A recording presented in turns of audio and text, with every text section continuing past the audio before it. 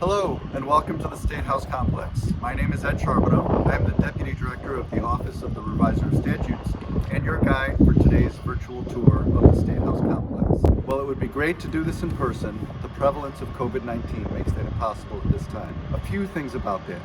You will hear me say today, in normal times, and that's because a few of the things that I'll show you aren't available right now. The second thing is that while I don't have a mask on at this time, I've been given permission to not wear a mask while doing this video only. With that, let's go. As you enter the main entrance of the State House, you are funneled down the right entrance corridor. The security screening station kiosk is directly ahead. On the right, before you enter the screening lane, is the Legislative Information Office, or LIO. The location of this office allows the public to obtain assistance without having to first go through security screening. This office tracks and records information about the status of bills in the Senate and the House and committees. It maintains much of the online data for reporting and tracking and manages the online calendar. It also oversees the committee clerks and works with them to properly process committee work.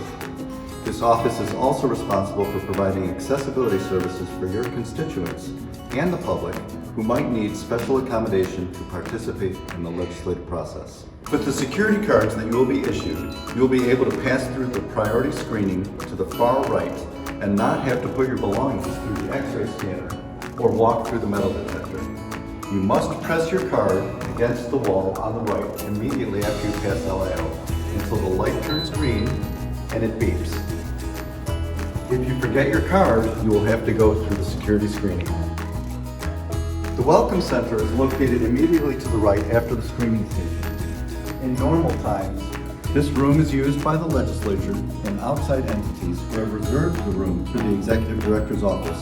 The most common use of the Welcome Center has been to conduct press conferences, but it is also a great place to talk to a group of your constituents or school groups from your district. As you enter the building, you will notice artwork on the walls. The Maine Arts Commission works with the legislature to rotate the work of various artists in the hallway as you enter the State House and in the Welcome Center. Let's head to the office of the Executive Director.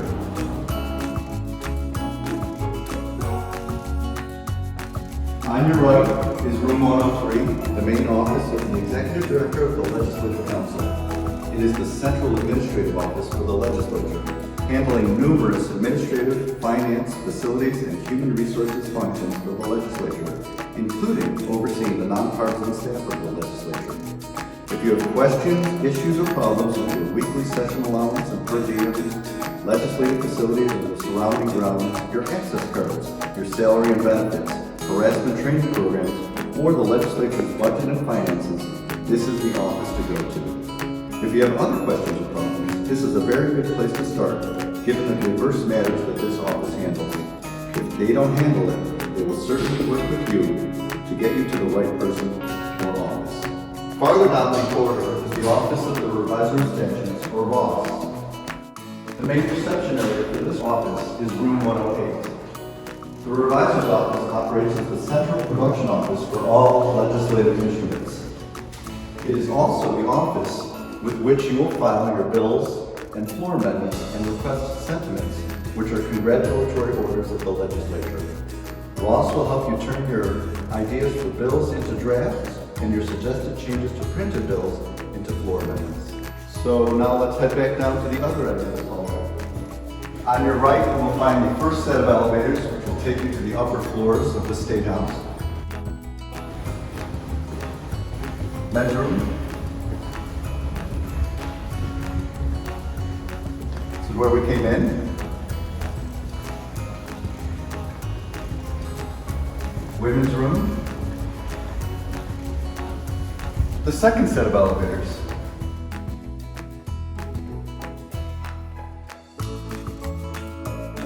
On your right is the Human Resources Annex of the Executive Director's office in room 120. On the left is room 121, the Legislative Conference Room, which can be reserved by contacting the Executive Director's office. Farther down the hall are two rooms which contain lockers. Each of you is assigned a locker where you can keep your coat and belongings while you're at the State House and in the cross office building. and those rooms are located here. So let's head upstairs. This is the Hall of Flags. In usual times, reservations for the use of the Hall of Flags are extremely coveted. Lobbying groups and organizations are forced to wait until after Labor Day to put in their reservations with the clerk of the House for the opportunity to organize a chance to attract legislators, usually with food and beverages, to discuss their organization's cause or needs. Other types of events are held in the Hall of Flags, such as press conferences. Heading down this corridor, you'll see the second set of elevators. The women's room. On the left side are 4 offices occupied by the governor's staff. And on the right side are the offices for the Office of Fiscal and Program Review, or OFPR. The office's main entrance is the last door on the right, room 226. This office is the go-to office for budget and tax information. If you have budget or tax questions or want some guidance on how to accomplish a particular tax policy or how to provide funding for an agency's program or division, this is the office to use. OFPR is also responsible for developing fiscal notes, which are cost or revenue impacts associated with a bill coming out of committee. On the other side of the office is the Office of Legislative Information Technology, or LIT. There on the mezzanine level, a short flight of stairs. LIT provides technical support for hardware and software to all the offices of the legislature. They also work closely with the Senate and House chamber staff to make sure that those chambers function smoothly. Speaking of which, let's head up there now. This is the office of the Secretary of the Senate. The Secretary is Derek Grant. I think we'll be able to meet him now.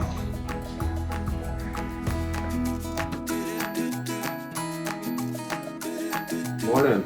Welcome to the Maine Senate. My name is Derek Grant. I'm Secretary of the Senate, and part of my job is to be the parliamentarian of the Legislature, and specifically the Senate chamber, and also a resource for you and all the senators to make sure we have the work before us and it's ready to do the people's business. I look forward to working with you in the 130th Legislature.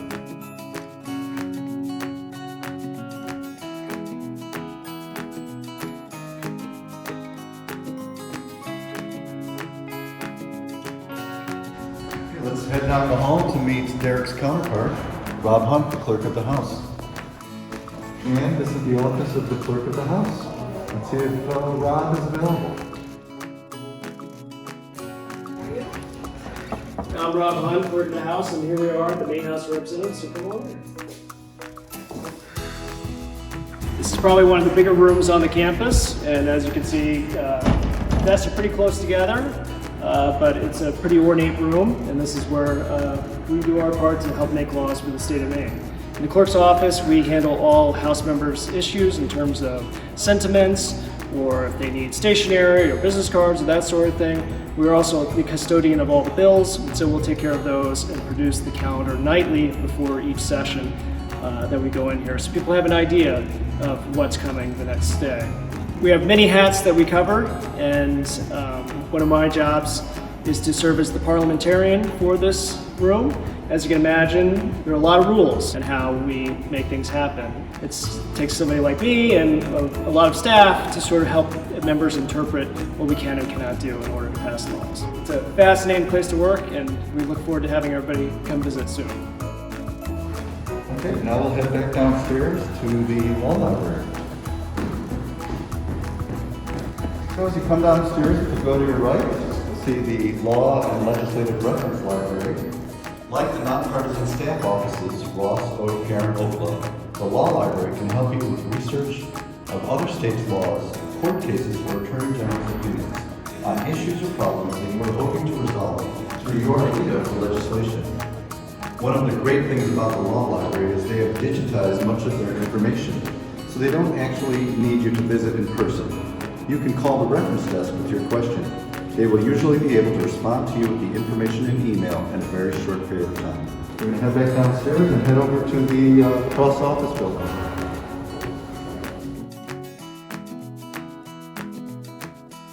On your right is the Cross Cafe. They serve hot and cold food, sandwiches, snacks, a plethora of beverages and desserts. Down this hall is the Office of Program Evaluation and Government Accountability. They're located in room 104. In addition to having the longest name of any of the nonpartisan offices, OPEGA supports the legislature in monitoring the performance of state government by conducting independent, objective reviews of state programs and activities with a focus on effectiveness, efficiency, and economical use of resources. Within this context, OPEGA also evaluates compliance with laws, regulations, policies, and procedures.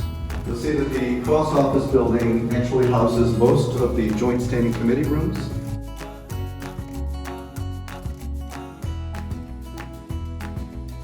Here are a couple of the joint standing committee rooms.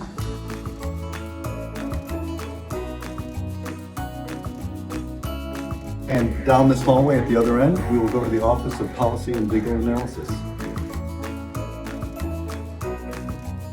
And you'll note this is actually on the same floor, so that if you crossed directly over from where the screening is, you would come to this floor.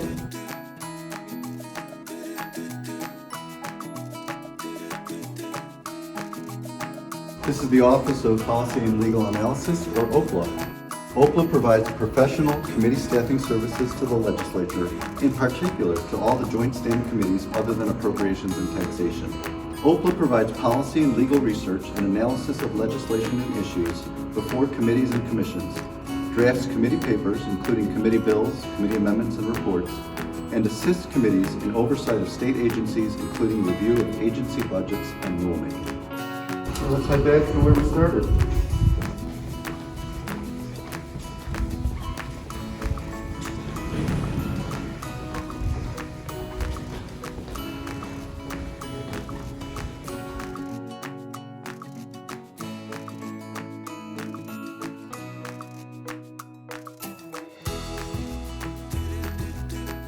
This time we'll go across. That's our tour. I hope you found it helpful. If you have any questions about anything that you've seen today, please contact the Office of the Executive Director, who should be able to help you out or direct you to people who can help you out. Congratulations on your election and good luck.